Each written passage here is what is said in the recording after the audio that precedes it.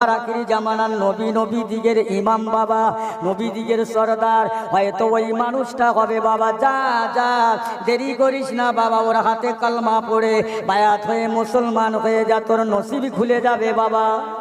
যা ও মুসলমান, ইহুদির অন্তরের মধ্যে নবীর ভালোবাসা পয়দা হলো, অন্তরে চিক মারল, চিন্তা করলেন যে লোকটার গায়ে আমি আঘাত করলাম, অপরাধ আমার, অন্যায় আমার, তারপরেও আমার হাতটা ধরে মালিশ করলো, আরাম করে দিল। না না না, এই লোকটা জাতা লোক নয়, এই না মনে করে না যে হাতটা ওই লোকের হাতে গালে মারলাম, ওই মানুষটার গালে মারলাম, ওই হাতটা আমি আর আমার দেহে রাখবো না। ধারালো অস্ত্র দিয়ে, ছুরি দিয়ে ওই হাতটাকে দুটুকরো করে রক্ত গড়গড় করে ধরে ধরে পড়তে রয়েছে। ইহুদি লোক খুঁজতে যায়, আরে জিজ্ঞাসা করে, বাবারা একবার কি বলতে পারো আব্দুল্লাহর বেটা মোহাম্মদের ঘরটা কোথায়? তারা সব দেখিয়ে দিলেন। আল্লাহ নবী বসে আছেন, ওই জায়গায় গিয়ে বলছেন, ইয়া রাসূলুল্লাহ, ইয়া হাবিবাল্লাহ। এই না যখন বললেন, আমার নবী বাড়িয়ে পড়লেন, কি খবর বাবা? হুজুর একটু আসেন, আপনি আমার বালতি পানি তুলে দিলেন উটের জন্য, আপনি যে পারিশ্রমিক নিলেন না, খাজুর নিলেন না, তুমি তো বাবা দিলেন না, এই নেন আপনার খাজুর নেন, আমাকে মাফ করে দেন। বাবা এই অবস্থা কেন? তোমার হাতটা কাটা কেন বাবা? রক্ত ঝরে কেন বাবা? আপনার গালে চড় মারা, আমি যে চরম বেয়াদবি করলাম, অন্যায় করলাম, এই জন্য আমি হাতটা কেটে ফেললাম। না না বাবা, ওই হাতটা কাটা তোমার ভুল হয়ে গেছে। ইয়া রাসূলুল্লাহ, হাবিবাল্লাহ, যে হাত আজকে মহামানবের গায়ে উঠেছে, ওই হাত আমি আমার দেখে রাখবো না।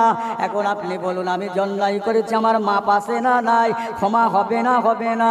আল্লাহ নবী বললে, হ্যাঁ বাবা, আল্লাহ মাফ করবে, ক্ষমা করবে, যাও তোমার কাটা হাতটা নিয়ে এসো। না না ইয়া রাসূলুল্লাহ, যে হাত দিয়ে আপনার গালে চড় মারলাম, ওই হাত আর আমি আমার দেখে রাখবো না।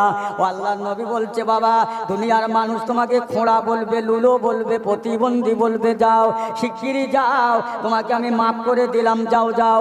আল্লাহ নবীর কথা মতো হাতটা নিয়ে আসলেন। আল্লাহ নবীর কি মজেজা দেখেন না, ওই হাতটা কাটা হাতে সঙ্গে লাগিয়ে দিলেন আল্লাহ নবীর গালের লালা মোবারকের দ্বারায়। ওই হাতটা যেমন হাত তেমন হয়ে গেল। লিখতে রয়েছে, অন্য হাত আমার যন্ত্রণা হয়, কনকন করে যন্ত্রণা, ব্যথা বেদনা হয়, ওই হাতটায় জীবনে আমার যন্ত্রণা হয় না। এ জোরে বলুন, আর একটু জোরে বলে। কি নবী, মজেজা পূর্ণ নবী। আহা, ইহুদি আল্লাহ নবীর হাতটা ধরে বলছে, হুজুর আমার এই অপরাধের মাপ আছে না নাই? ক্ষমা হবে কি হবে না? আপনি আমার মাফ করে দেবেন না দেবেন না? আল্লাহ নবী বললেন, বাবা তোমাকে মাপ চাইবার আগে আমি আল্লাহর রাস্তে তোমাকে মাফ করে দিলাম, ক্ষমা করে দিলাম।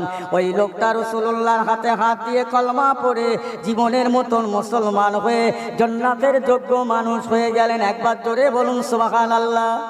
আর একটু জোরে হবে না সুবহানাল্লাহ?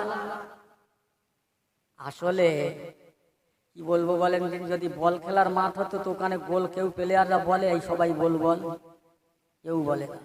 বল খেলার মাঠে গিয়ে তামাম দিন দাঁড়িয়ে আছে, একদিকে গোল হলে এত জোরে সিল্লি মেরে গোল বলে শ্রোতারা ঠেলে ওঠে, গোলা চেপে যায়।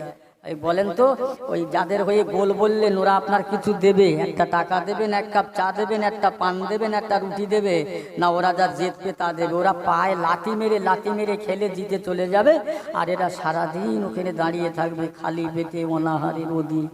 ভাই ওখানে কিচ্ছু নেই, এটা বল খেলার মাঠ না, এটা বেহেশতের বাগান। এখানে যদি চিল্লে খুশি হয়ে আবেগে মহব্বত করে একবার সুবহানাল্লাহ বলেন, বলার পরে কি হবে? কি হবে? একবার সুবহানাল্লাহ বলে একটু বলেন, হ্যাঁ না? একটু কথা বলেন আমার সাথে। একবার সুবহানাল্লাহ বলে 10টা নেকি, কোটা নেকি হবে? এই জোরে বলেন, কটা হবে? আর বল খেলার মাঠে একবার দুবার তিনবার গোল বলেছেন, কিছু পাওয়া যায়নি, কিচ্ছু পাওয়া গেল না। এটা বল খেলার মাঠ নয়, এটা বেহেশতের বাগান। একবার সুবহানাল্লাহ বললে 10টা গুনাহ মাফ, 10টা নেকি আমল নামায় দেবে। জোরে বলেন না সুবহানাল্লাহ? আর একটু জোরে বলেন সুবহানাল্লাহ। আপনারা সব ঝিমিয়ে যাচ্ছেন নাকি? রাত কোটা বাজে? এখন কোটা বাজে? প্রত্যেকের কাছে ঘড়ি আছে? হ্যাঁ, এই 10টার সময় এই হাল। আমি আগে বলেছি, তাড়াতাড়ি করে বল খেলা, ঈশান নামাজ পড়ে ছুটেছে। এ ভাই কোথায় যাচ্ছিস? ছুটে এত দৌড়চ্ছিস কেন? বলছে, ভাই আজকের ভারত আর রাশিয়ার বল খেলা না, আজ ফাইনাল খেলা। এই মজলিসে এসে তাও মন অন্যদিকে হয়ে যায়। খোদার কসম করে বলি, আল্লাহকে হয়ে যাও পরিপূর্ণ মোমেন হয়ে মরবার চেষ্টা করে। যাক, আমি যেটা বলছিলাম, আমার রাসূলুল্লাহকে আবু জেহেল কম জ্বালাতন করেনি, কম কষ্ট দিলেন না। শুধু তাই নয়, আবু জেহেল 1 তারিখে চেষ্টা করল আমার রাসূলুল্লাহকে দুনিয়া থেকে মেচেলে দেবে, বিদায় করে দেবেন। নিজের ঘর ঘরে, বাসর ঘরে, নিজের ঘরে চৌকাঠ সোজা একটা কুয়া, একটা মাটির নিচে গর্ত তৈরি করলেন, যেটা 40 ফুট ডিপ হলো। 40 ফুট। তার ভিতরে কাঁটা দিয়েছে, কাঁটা উপরে বিচন দিয়েছে। কেন? যে মোহাম্মদকে খবর দেব আমি আবু জেহেল মরণ অবস্থা, মোহাম্মদ আসবে, ঘরের ভিতর শুয়ে থাকবো, আর ইতি পা দেবে আর পড়ে যাবে, আর মাটি চাপা দিয়ে ব্যাস শেষ করে দেবো। নাউজুবিল্লাহ। এই আল্লাহ কি অন্ধ? আল্লাহ ইন্নাল্লাহা আলিমুম বিজাতিস সুদূর। আল্লাহ রাতের খবর জানে, দিনের খবর জানে, সকালের খবর, আসরের খবর, বিকালের খবর, ঘুমিয়ে যা করো, জেগে যা করো, আল্লাহ সব খবর রাখে। জোরে বলুন না সুবহানাল্লাহ। সেই আল্লাহর বন্ধুকে মেরে দেবে আবু জাহেল। আল্লাহর চোখে ফাঁকি দিয়ে নবীকে মেরে দেবে। বিষাক্ত কাঁটা দিয়ে আবু জেহেল একজনকে খবর দিলে, যাও তো আমার ভাতিজাকে খবর দাও। খবর দিলেন, আল্লাহ নবী আসছেন। আল্লাহ পাক বলছেন, এই জিবরাইল যাও আমার হাবিবের কাছাকাছি চল যাও, খবরদার আমার হাবিবের হাত ধরে টানাটানি করো না, বেয়াদবি করো না। হাবিব যাবে, তুমি যাবে। আল্লাহর ফেরেশতা জিবরাইল আলাইহিস সালাম আসলেন। আসসালামু আলাইকা ইয়া রাসূলুল্লাহ। ওয়া আলাইকুমুস সালাম। এক জিবরাইল কে মনে করে কোথায় যাবেন হুজুর? কোথায় চলবেন? আমার চাচা খবর দিয়েছে হুজুর যাবেন না, আবু জেহেল জঘন্যতম একটা জাল বুনেছে, এটা ষড়যন্ত্র, আপনি জানেন না। আল্লাহ পাক আবার বলছেন, এই জিবরাইল আমার নবীকে যেতে দাও, আমার নবীকে হাত ধরে টানাটানি হিচড়া হিচড়ি করো না, বেয়াদবি করো না। রসুল আমার যে আবু জেহেলের ঘর পর্যন্ত, বিটে বাড়ি পর্যন্ত পৌঁছে গেলেন। আবু জেহেল দেখতে পেলেন নবী আসছে। আবু জেহেল চিন্তা করে এইবারে হাঁক। আবু জেহেল ঘর থেকে আওয়াজ দিচ্ছে, কে কোথায় আছো? এই কারা কোথায় আছো? বেরিয়ে এসো।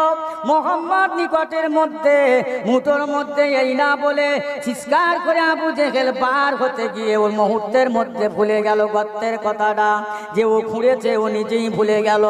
অথচ ওই জায়গায় যেই না পা দিলেন, আবু জেহেল গাড্ডার মধ্যে পড়ে গেল। একবার জোরে বলা যাবে না সুবহানাল্লাহ? ও যে নিজে খুঁড়েছে, ও নিজে ভুলে গেছে, ও নিজেই বার হচ্ছে। যেই না পড়ে গেল, আল্লাহ বলে, জিবরাইল আমার হাবিবের হাতটা ছেড়ে দাও। আবু জেহেলকে তোলবার জন্য রশি ফেলে দেয়। কবিকল আছে, কত চেষ্টা করে তোলার জন্য, ওঠানো যায় না। আবু জেহেল বলছে, এই সর আমার সে ভাতিজা ওখানে আছে? বলে হ্যাঁ, ডেকে দে। আল্লাহ নবীকে ডাকা হলো। নবী আমার বলছে, ও চাচা যান, চাচা যান, একবার তুমি কলমা পড়ো, চিল্লে পড়তে হবে না, জোরে পড়তে হবে না, আস্তে আস্তে পড়ে নাও। কাল কিয়ামতের ময়দানে আমি আল্লাহর দরবারে আপনার জন্য শাফাত করব, সুপারিশ করব। ওই সময় বলছে, মোহাম্মদ তুমি নাকি মায়ার নবী, দয়ার নবী, রহমতের নবী। আমি আবু জেহেল এত যন্ত্রণার মাঝে, বিপদের মাঝে, মুসিবতের মাঝে, আমার কাঁটা ফুটছে, জ্বালা করছে, যন্ত্রণা হচ্ছে, এই সময় তোমার কলমা পড়ার কথা মনে হচ্ছে। ও মুহাম্মদ, তুমি আগে আমাকে উপরে তোলো, তারপর তোমার কলমা পড়বো।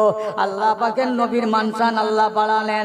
আল্লাহ নবী হাতটা বাড়িয়ে দিলেন। আবু জেহেলের হাতের সঙ্গে নবীর হাতটা লাগলো, জাগিয়ে তুললেন। তোলার পরে নবী বলছে, চাচা একবার কলমা পড়ো। আবু জেহেল বলছে, মোহাম্মদ কি করে হয়, কি করে হয়, সম্ভব কি সম্ভব? আজ কবি কলে আমাকে তুলতে পারলো না, রশি আমাকে তুলতে পারলো না, তুমি যে আমার হাতের টেনে তুলেছো, তুমি কম জাদুকর নয়। নাউজুবিল্লাহ, তুমি কম জাদুকর হবে না। পড়িনি, কলমা পড়িনি। আল্লাহ রাসূল, আল্লাহ হাবিব দোয়া করলেন, আল্লাহ পাক এই মুহূর্তে এই অবস্থায় একবার আপনি আল্লাহ পাক হয় আবু জেহেল নাই ওমর, হয় ওমর নাই আবু জেহেল, আপনার যাকে ইচ্ছা তাকে হেদায়েত দান করুন, বলে মা নসিব করুন, মুসলমান কোরআন। আল্লাহ এই মুহূর্তে যাতে ইসলামটা প্রচার করতে সুবিধা হয়, প্রচারিত হয়, আল্লাহ পাকের নবীর দোয়া আল্লাহর দরবারে আবু জেহেলের জন্য